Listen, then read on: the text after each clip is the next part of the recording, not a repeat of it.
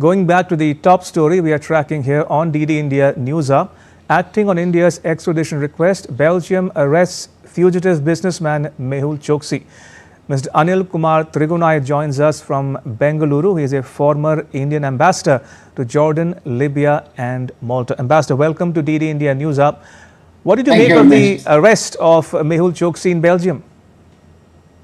Well, I think it's a welcome news. Now, in the last 2 weeks, we have heard some good news with regard to these offenders, or as I call them, as economic terrorists, basically. Right. So in a sense, it is a good news, but I believe that it's still going forward. It's going to be a little bit of a fight because he'll have to exhaust all the legal remedies available to him in Belgium. But I believe he has also violated the Belgian law while taking the residence permit there. But as you remember that in March, we had the visit of a very high-powered economic and political delegation from Belgium, led by Her Royal Highness Princess Estrid.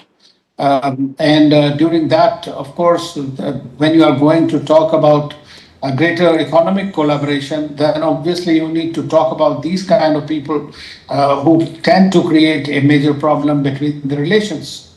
And I believe that since then there has been a pressure on him, and they have, on the request of the Indian government for extradition of Mehul Choksi to India, have arrested him. Now we'll have to see how it eventually proceeds. Right. We do have an extradition treaty which was signed in, I think, 2020, and that will be followed through eventually. Although this fellow has been a very smart guy, he and his nephew, Narendra Modi, in fact, both of them have been working on how to evade the process of the law.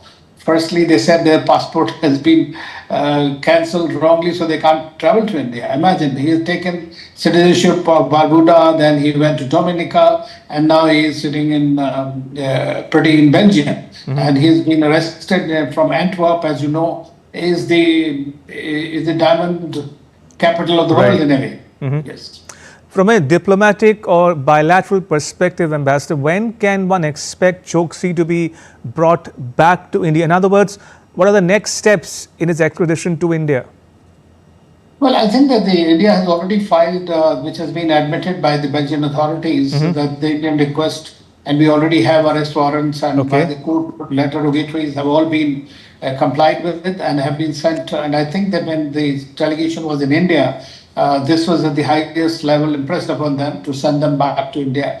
So I'm sure that the government there will be taking all the recourse, but as you also know that he's been provided the legal assistance to defend himself, and so they'll have to exhaust this whole process of going forward, like it happened in the case of Tagore Rana in the United States. Indeed. But since it's an economic offense, an established case, and the PNP scam is very well known to everyone, the facts are there, and even his property, some of it have been, confiscated towards that end. So I believe that might be faster than the other terror cases.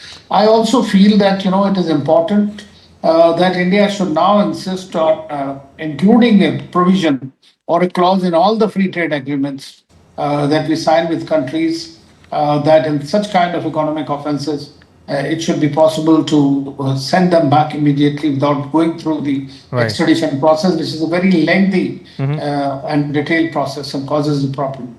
Ambassador Trigunai, so you referred to Tagore Rana's extradition to India. So first Rana and now Choksi. What's the message the Indian government is sending out? That it means business? Well, Indian government is sending out the message that if you run away from here, you're not safe anywhere. You will get you back and put you in front of the Indian law, and the law will take its own course. That is very simple. And the government is very committed. In fact, it's in the nature of these kind of deals and the agreements. I have negotiated several extradition agreements. I tell you, it is as bad as executing them to negotiate any extradition treaty. Sometimes you need to spend years before you can conclude a treaty with a country. And therefore, to execute it also, there are a lot of loopholes that come about. And the countries also have their geopolitical reasons. We have not been able to get anybody from the West for a very, very long time. Right. And now the Hubur Ranas have virtually opened the gates. And so I hope we'll be able to get all the major economic offenders, especially two of them are still in the UK. And as Mehul Choksi, if we are able to get him back quickly, I think that will send a clear message to the such people and who complicity with the banks and all that. I mean, it can't happen without the complicity of the banks. Indeed. As simple as that. And since you refer to the UK, what about other economic offenders who are wanted in India? For instance, Nirav Modi and Vijay Mallya are in the UK. What can India do to bring them back to face justice? Well, India has been doing everything that it can from sitting here. We have provided all the evidence. Okay.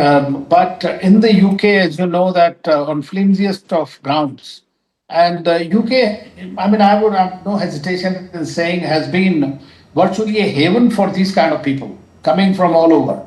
And they continue to enjoy the blissful living in the country. I mean, it was called London Grant at one time. All the Russian oligarchs own the properties, large number of Arabs, the Nigerians, many of them who have stolen the wealth from their countries are living in the UK. I mean, so this is something in the nature of that place, although it's supposed to be the birthplace of the modern law, but at the same time, under that, there are so many loopholes that allow these people to continue to evade facing the Indian law.